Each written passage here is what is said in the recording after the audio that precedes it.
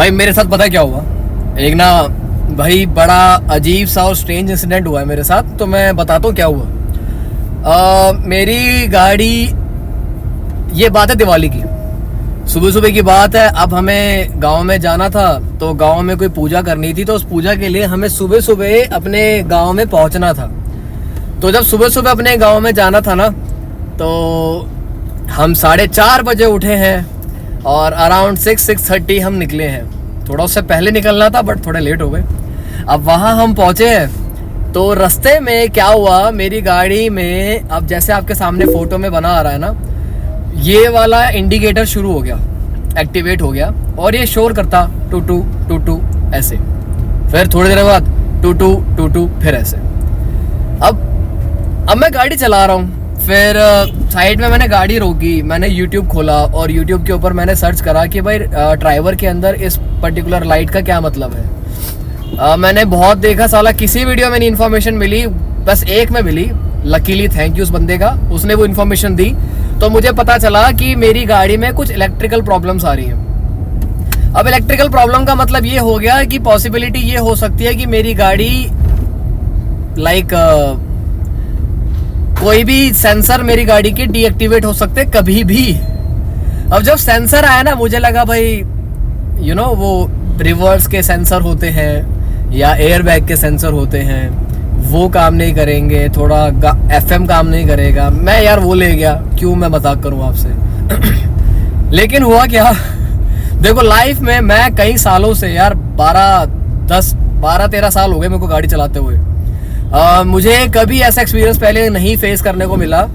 क्या हुआ, मेरी गाड़ी ऑन थी, ठीक है, गाड़ी ऑन है, AC चल रहा है, सब ऑन है, लेकिन मेरी गाड़ी गियर को रिकॉग्नाइज नहीं कर रही थी। यानी कि मेरे पास ड्राइवर का RXL मॉडल है ऑटोमेटिक, यानी कि जब मैं गाड़ी को D पे डालूं या R पे डालूं, ड्राइव पे डालूं या रिवर्स पे डालूं, भाई वो ब्लिंक करे, लेकिन मेरी गाड़ी 1 इंच नहीं चलती। एज इफ कि मैंने कोई गियर नहीं लगा रखा और मैं इग्निशन पे पैर रख रहा हूँ तो वो घों घों हो रहा है। और टू बी वेरी ऑनेस्ट, ये मेरे लिए बहुत न्यू एक्सपीरियंस है, बहुत ज़्यादा न्यू एक्सपीरियंस है। और मुझे ये था कि यार अब मैं अकेला नहीं था। सुबह 7 बजे की बात है, मैं अपने घर वालों के साथ हूँ और एक रैंडम विलेज के अंदर मैं फंस गया हूँ। तो मैं पहले गांव में निकला, ठीक है, अब मैंने गाड़ी साइड में लगाई, मैं गांव में निकला, तो पता लगा भाई कोई मैकेनिक है, तो कोई मैकेनिक नहीं मिला। आधा पौना घंटा हो गया। अब टेंशन तो होती है यार, घर वाले साथ में, अकेला हो तो बंदा फिर भी हल्का फुल्का मैनेज कर लेता है, घर वाले साथ में थोड़ा टेंशन में आ गया मैं। फिर मैंने ऑनलाइन देखा कि मैकेनिक नियर मी, मैंने सर्च करा गूगल पे, तो मेरी लोकेशन से उस टाइम पे 7 से 8 किलोमीटर दूर कोई गैराज का एक आया एड्रेस, उनका नंबर आया शिव मोटर्स करके, और उनको मैंने कॉल करा तो उन्होंने कॉल नहीं उठाया। 7:30 बजे कौन कॉल उठाएगा। लकीली उसी नंबर से मुझे 5 से 10 मिनट के अंदर कॉल बैक आया। मैंने उनको सारी डिटेल्स बताई, ऐसे ऐसे हुआ, तो उन्होंने कहा हम आपको अभी कॉल बैक करते हैं। उन्होंने फिर अगेन 10 मिनट के बाद मुझे कॉल बैक करा। फिर उस इंसान ने कॉल नहीं करा, मुझे किसी दूसरे इंसान ने करा जो एक तरीके से उनका हेड मैकेनिक होगा। उनको मैंने सारी सिचुएशन समझाई, तो उन्होंने मुझे बोला कि आप एक काम करो, सिंपल सी बात है, आप ना इसको ये अपना बैटरी के साथ जो आपके कनेक्टर्स हैं ना, उसको हटा दो और दोबारा से अप्लाई कर दो, तो ना आपकी गाड़ी की बैटरी की जो प्रॉब्लम्स है ना, देखो बैटरी डेड वाली प्रॉब्लम नहीं, वैसे कोई इलेक्ट्रिकल प्रॉब्लम है वो ठीक हो जाएगी, 99% ठीक हो जाएगी, 100% नहीं।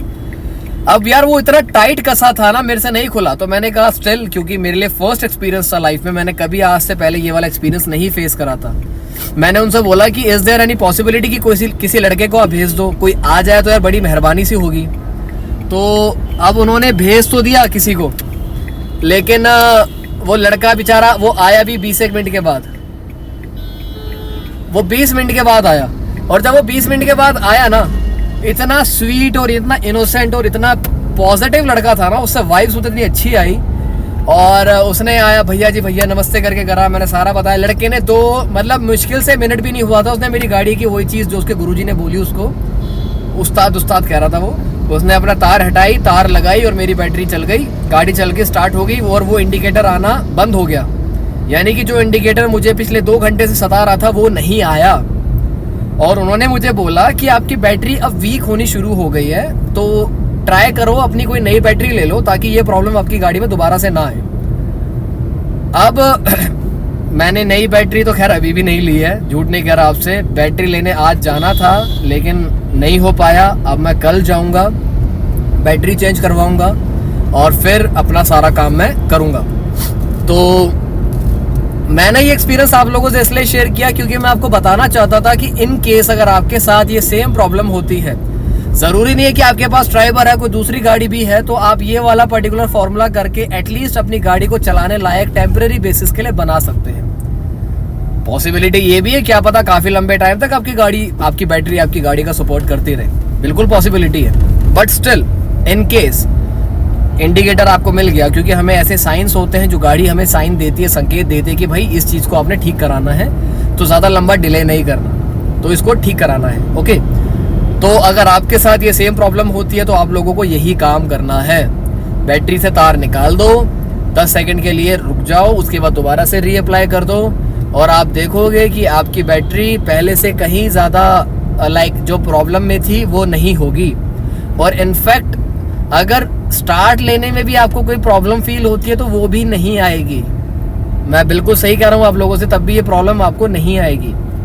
तो ये मेरा एक्सपीरियंस था भाई ड्राइवर के साथ, बड़ा यूनिक एक्सपीरियंस था, एक लर्निंग एक्सपीरियंस भी था। ऐसा नहीं है कि मैं गाड़ी का फॉल्ट निकाल रहा हूँ, बट हाँ एक चीज को लेके मैं हल्का सा डिसअपॉइंटेड तो नहीं बोलूंगा, बट एक चीज है जो मैं एक्सपेक्ट नहीं कर रहा था कि 2 साल के अंदर गाड़ी की बैटरी बोल गई यार। मेरे दोस्तों के पास है मारुति की गाड़ियां हैं, उनके पास और अलग अलग गाड़ियां हैं, किसी की 3 साल, किसी की 4 साल, 5 साल हो गए हैं और गाड़ी में बैटरी की प्रॉब्लम एटलीस्ट नहीं आई और मेरी में आई। तो थोड़ा सा मैं हल्का सा उस चीज को लेके डिसअपॉइंटेड सा हूँ, मना नहीं कर रहा, थोड़ा डिसअपॉइंटेड हूँ इस चीज को लेके। बट एक तरफ से लेके दूसरा एंगल मेरा ये भी है कि मुझे कुछ नया सीखने को मिल गया। मुझे सीखने को ये मिल गया कि भाई अगर आप कल को ऐसी सिचुएशन में दोबारा फंस जाते हो, अगर आपकी बैटरी में इलेक्ट्रिकल प्रॉब्लम शो कर रही है, तो आप ये वाला फॉर्मूला ट्राई करके टेम्परेरी बेसिस के लिए अपनी गाड़ी को चलाने लायक बना सकते हो। तो भाई ये मेरा एक्सपीरियंस था। अगर आपके साथ कोई ऐसा एक्सपीरियंस हुआ है तो मुझे ज़रूर बताओ लिख के कमेंट सेक्शन में, और हुआ है तो आपने उसको कैसे टैकल करा।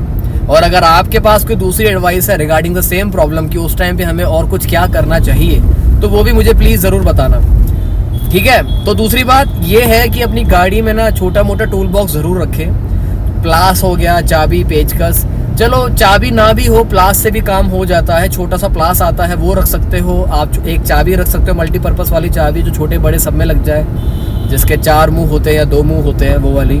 तो ये छोटी मोटी टूल किट हम रख सकते हैं इमरजेंसी बेसिस के लिए। तो मिलता हूँ मैं आप लोगों से अपनी अगली वीडियो में दोस्तों। तो अपनी गाड़ी को ना मस्त चलाना है, मज़े में चलाना है। भले ही मेरे साथ थोड़ा सा ऐसा एक्सपीरियंस हुआ, but I am still happy and I still love my car. जैसे आपको अपनी गाड़ी से प्यार है वैसे ही मुझे अपनी गाड़ी से प्यार है, ठीक है।